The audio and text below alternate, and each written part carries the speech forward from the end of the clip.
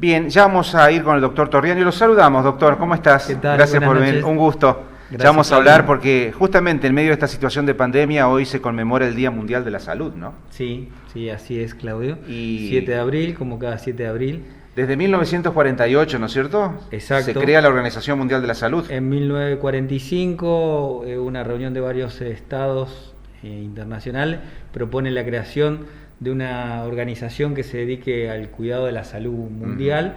Y en 1948, como decís vos, el 7 de abril se crea y justamente a partir de ahí se conmemora. Y cada año va cambiando los eslogans o los, por así decirlo, los títulos por lo cual estar trabajando todo un año en relación a la salud mundial, por así decirlo, y por lo tanto los distintos estados que componen la Organización Mundial de la Salud justamente van en búsqueda de ese objetivo durante todo ese año. Doc, ¿y cómo nos encuentra este Día Mundial de la Salud en este Yo año creo 2021 que estamos transitando? Acabamos de escuchar la palabra del presidente de la Nación anunciando nuevas medidas a partir del viernes. Exacto, creo que a partir de las 0 horas Exacto, entran hasta en el 30 de vigencia, abril, claro. con algunas cuestiones que marcan algunas restricciones. Y bueno, yo creo que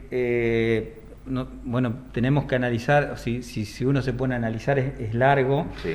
porque por un lado tenés todo el esfuerzo que está haciendo la sociedad, que viene haciendo y que lamentablemente, si queremos pensar en un control, tenemos que seguir en esta lógica con la responsabilidad ciudadana y el cuidado que no es una cuestión, no nos podemos pensar individualmente, sino como una cuestión colectiva de cuidarnos entre todos. Esto es central, y también es central esto que por más que la primer pico y gran ola haya sucedido y todo lo que fue esta cuestión del primer caso y justamente el brote y la cantidad de internados y toda esta cuestión en el cual tuvimos un sistema de salud que pudo dar respuesta a esto. Y que ahora se me ocurre está más preparado que el año pasado, porque además ustedes cuentan con la experiencia que no tenían el año pasado, ¿no? Exacto, tenemos muchas más herramientas, específicamente en COVID, porque tenemos la experiencia de lo que ha sido no solo cuidarse por parte del trabajador, sino también del conocimiento de cómo es el comportamiento de la enfermedad, y también sabemos que hay cuestiones tan simples como el distanciamiento, el uso del barbijo o tapaboca, mentón, nariz, y también el tema del lavado frecuente de manos y el aireamiento de los espacios genera una protección que es indudable, así como sabemos que tampoco es bueno compartir cuestiones que teníamos muy arraigadas como el mate, y que es muy difícil todavía instalarlo en algunos grupos, pero bueno, yo creo que a lo largo del tiempo es un aprendizaje y creo que se va a ir adoptando también esta medida. Y también romper con esta falsa dualidad de que, bueno, pasó una gran ola, entonces ya nos distendemos, está la vacuna que viene avanzando bien en los grupos de riesgo, digamos, y esa sensación de que, bueno, ya está, ya pasó, la vacuna ya la tengo y no me tengo que cuidar más. Eso tenemos que romper con esa dualidad. Totalmente, porque la vacuna atenúa la enfermedad. Porque justamente nos tenemos De hecho, el presidente de la Nación recibió las 2 dosis de vacuna, igual en este momento él está cursando el COVID-19. Porque tenemos que romper con esa cuestión individualista, digamos, y tenemos que pensarnos como colectivo, digamos, ¿sí?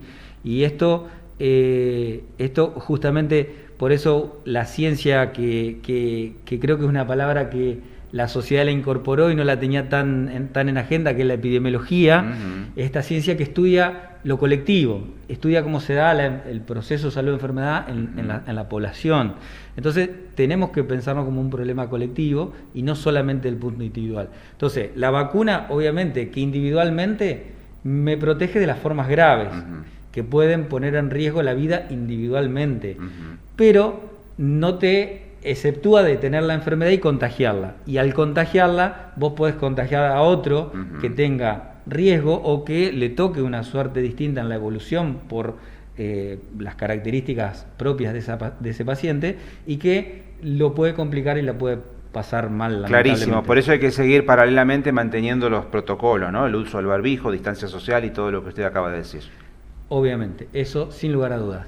Y después otra cuestión, otro análisis de la pandemia es lo que trae cuestiones relacionadas, indefectiblemente esto, si bien inicialmente se piensa del sector salud, hay otros sectores dando vuelta, y lo que trae aparejado... La economía, sin lugar a dudas, y esto está muy relacionado con lo que la Organización Mundial de la Salud propone como esta cuestión de tomarlo como eslogan, esto de la, por así decirlo, solidaridad, justicia, inequidad, trabajar en ese sentido para disminuir las desigualdades reducibles, como le Por llaman. eso este año no se piensa, como al comienzo de la pandemia en 2020, en cerrar absolutamente todo, sino por sectores en caso que aparezca un brote, ¿no?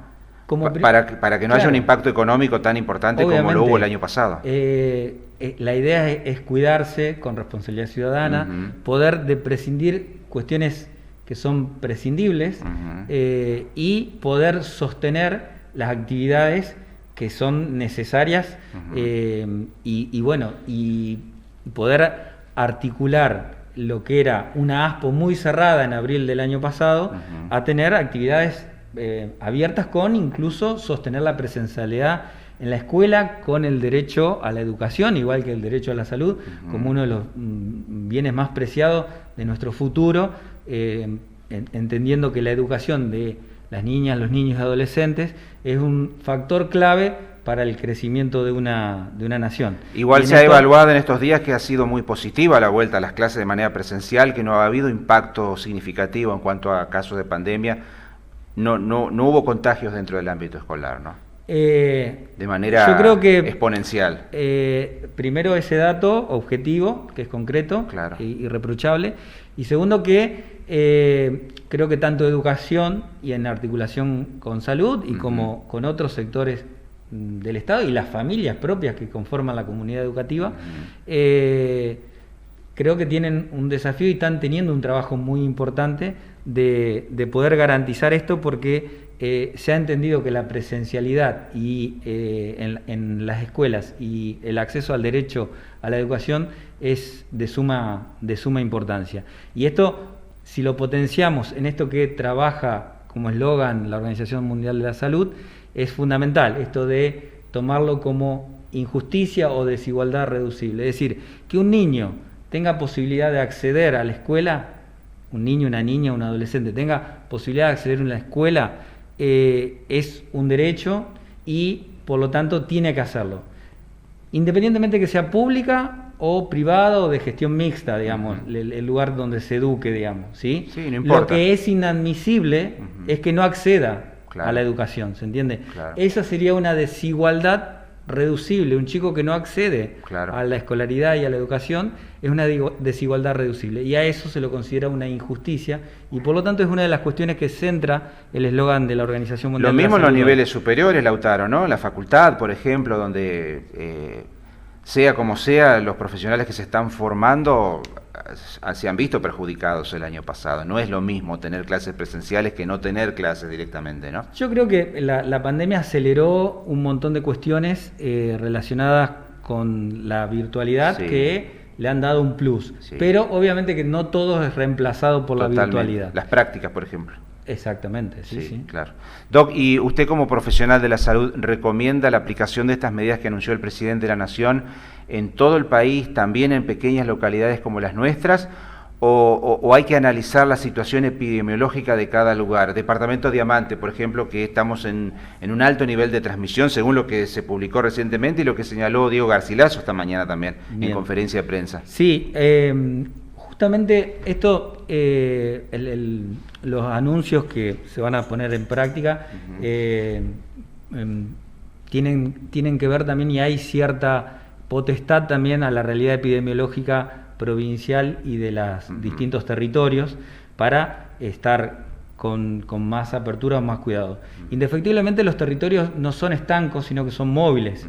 Las poblaciones viajan, vamos de un lado a otro, ya sea por cuestiones laborales, por cuestiones sociales, familiares, culturales, y indefectiblemente esto genera una movilidad, independientemente que algunas localidades estén con mejor condición epidemiológica que otras.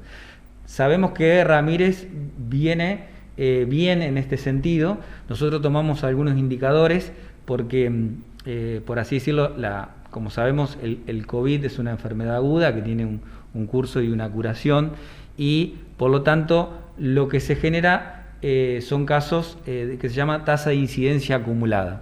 Los casos históricos que tuvimos desde que empezó el primer caso en la ciudad. Pero un indicador muy importante que tenemos es poder comparar cómo viene la incidencia en los últimos 14 días. Eso va marcando el termómetro de cómo se puede llegar a acelerar o no la curva de contagios, y comparado esos últimos 14 días con los 14 días previos. De esto habló hoy la ministra de Salud, Sonia Velázquez, ¿no? Ella se mostró preocupada por el aumento de casos en los últimos 14 días. Exactamente, y es lo que se viene evaluando. Obviamente que hay territorios con mayor densidad poblacional, que justamente esto va a afectar de distinta manera, como decías vos, y en función de la densidad poblacional y la realidad epidemiológica de cada lugar, obviamente que va a haber que adecuar las medidas y las restricciones, digamos, para poder tener un aplanamiento de la curva de casos y que no tengamos un rebrote con una cantidad excesiva de casos, ¿sí? Y si algo aprendimos de la pandemia es a cuidarnos seguramente. ¿Qué aprendizaje podemos sacar de lo que concretamente ocurrió aquí en la ciudad de Ramírez, Lautaro, donde el mes más complicado fue octubre, creo, con 85 casos? Creo que hubo 85 casos activos en el mes de octubre, ¿no? ¿Podemos hacer algo para evitar que esa situación vuelva a repetirse este año aquí en nuestra ciudad? ¿O es muy difícil? Yo creo que si apelamos a decir, tenemos los grupos de riesgo en un avance, una protección con la vacuna. Si tenemos cierta cantidad de susceptibles que han ya tenido la enfermedad y por lo tanto muchos han desarrollado inmunidad natural. Y si seguimos aplicando las medidas generales, como hablábamos hoy, de distanciamiento, el uso de tapaboca, el no compartir y la ventilación en la medida que se pueda, porque ya vamos a entrar en la temporada invernal, de los ambientes, creo que vamos a poder sostener eso. Pero tiene mucho que ver en pensarse como responsabilidad ciudadana individual y colectiva. ¿Se entiende? Esto es fundamental. Entonces voy a decir, si está bien, tengo la necesidad de juntarme, puedo juntarme, bueno, que no seamos excesivos, que el que va no tenga síntomas. Si yo tengo síntomas, me tengo que autodefinir como... Lógico, hay muchas cuestiones de sentido común que también anunció el presidente de la Nación, ¿no? Y bueno, por ejemplo, los viajes grupales. O sea, cae de cabeza que en este momento donde están aumentando los casos a nivel nacional... Y es conveniente postergarlo, digamos. Claro. Es conveniente postergarlo para otro momento. Claro. Y bueno, yo creo que en este sentido, si apelamos a estas cuestiones, me parece que, por ejemplo, si tenemos en temporada invernal, si tenemos la posibilidad de querer juntarnos con algunos más íntimos, no tenemos síntomas, aplicamos la medida de protección y lo hacemos en un espacio abierto, en un horario de día diurno, cuando la temperatura, porque de noche sabemos que en invierno hace que tengamos que encerrarnos justamente, y por ahí ventilarlo con frío también es una cuestión difícil de sostener. Entonces, por ahí todas estas cuestiones vamos a tener que tenerla en cuenta en el sentido común y poder claro, pero hay un esfuerzo que debemos hacer todos, ¿no? Porque la ministra Bisotti ayer dijo, hay que ventilar la casa aunque sople viento frío, hay que abrir las ventanas para... Obviamente que eso para es lo mejorar ideal. La situación, claro. Eso es lo ideal. Totalmente. Los lugares ventilados, los lugares al aire libre han demostrado que indefectiblemente son los lugares que menos contagios se producen. Totalmente. ¿Sí? Por eso se recomiendan tanto las reuniones al aire libre, no en el interior, de una vivienda o de un salón, por ejemplo, ¿no? Bien. Está bien. Usted es, a ver, ayúdeme, director del primer nivel de atención, ¿así se dice? Director general del primer nivel de atención. Acertamos, perfectamente. ¿Cómo está la situación en el resto de la provincia? ¿Qué es lo que podemos comentar en este sentido? Bueno, digo, Ramírez, por ejemplo, ¿no? Hablemos del departamento de Diamante. Acá está todo muy tranquilo, hubo 2 casos hoy que se confirmaron desde la Dirección de Epidemiología, y sin embargo el departamento de Diamante al que pertenecemos está en rojo, ¿no? Sí. ¿Esto porque por Libertador San Martín? Porque han venido muchos estudiantes de distintas Libertador partes San del Martín, mundo. yo no me acuerdo, pero tuvo en los días previos 31 casos, Claro. y ahora tiene 20 y pico, ha tenido. Claro, O sea que y eso incide por supuesto en los números, eso ¿no? incide en los números, son números que en valor absoluto uno lo puede valorar que son mucho poco, pero relativo a la población que tiene es mucho, digamos, ¿sí? Y entonces eso también hay que tenerlo presente y hay que tenerlo bajo la lupa, porque si analizás específicamente la localidad de Libertador, tiene esto que hablábamos de la tasa de incidencia en los últimos 14 días con respecto a los previos, con un índice de que va del 20% o más de los casos que tenían los últimos 14 días. En los previos, digamos, ¿entiende? Sí. Doc, ¿qué sintió, qué pasó por su mente, por su corazón cuando vio el baile en la vecina localidad de Crespo, que salió por todos lados, ¿no? La televisión nacional lo tomó como un escándalo, después en Santa Elena también, este fin de semana, quizá lo que más llamó la atención que son todos adultos mayores, ¿no? Personas muy mayores, sin tapabocas, sin cuidados. Pero siendo absolutamente justo, Ramírez también tuvo su fiesta y hubo mucha gente en el Ramírez Festeja, ¿no? Sí. Y esto no trascendió como algo negativo, al contrario, fue una posibilidad de que los ramirenses volvamos a encontrarnos, ¿no? ¿Qué análisis hace usted como profesional de la salud, básicamente? En realidad, obviamente que la sociedad tiene una necesidad de pensarse como era previo a la pandemia. Claro. Ahora, lo que tenemos que pensarnos también es que por lo pronto esa situación pre-pandemia no va a volver como tal, digamos, por lo menos en lo inmediato. ¿sí? Por ahí cuando la diferencia entre lo que sucedió en Crespo, en Crespo era específicamente en un lugar cerrado, un baile, esto fue en un lugar abierto, al aire libre, y creo que eso benefició, a pesar de que por ahí el uso de tapaboca y todo eso no fue tan como uno esperaría, digamos.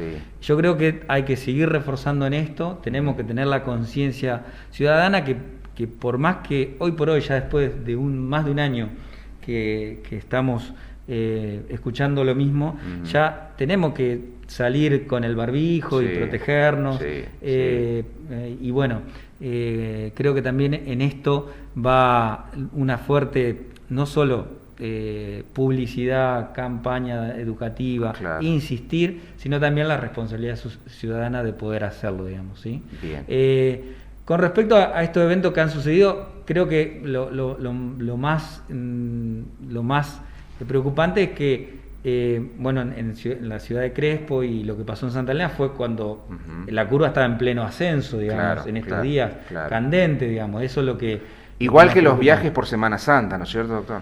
Obviamente que eso fue un factor, el turismo, había necesidad también en la población de querer viajar. Y en los operadores turísticos que tuvieron un año muy malo, vieron una posibilidad también de recuperar algo de todo lo que han perdido. Esto después juega en contra.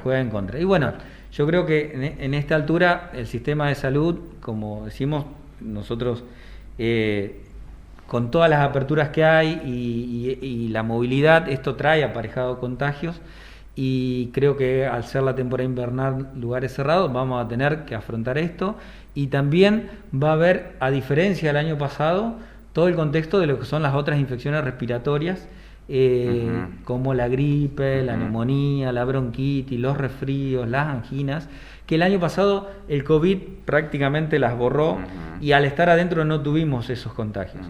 Pero creo que, vuelvo a decir, las medidas generales no solo protegen contra el COVID, sino también contra las otras enfermedades respiratorias. Por eso es central esto, digamos, ¿sí? De que podamos insistir en todas las medidas generales para poder pasar lo mejor posible la temporada invernal, y esperando ya la temporada primaveral con el cambio de la temperatura, ¿no?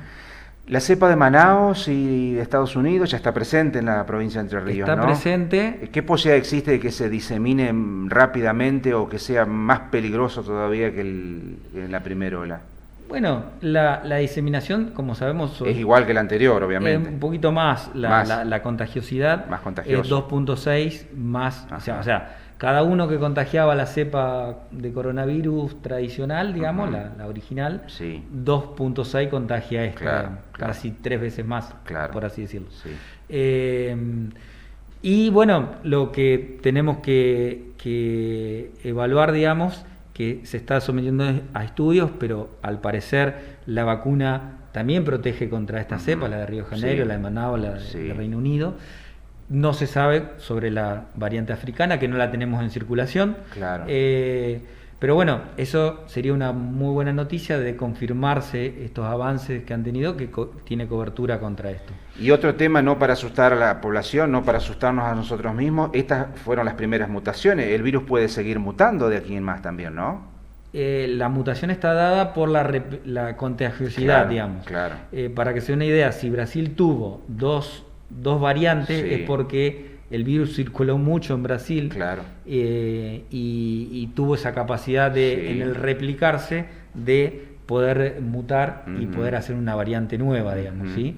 Y justamente Manaus es uno de los lugares que tuvo más casos, y bueno, y Río de Janeiro como una ciudad grande también, ¿no?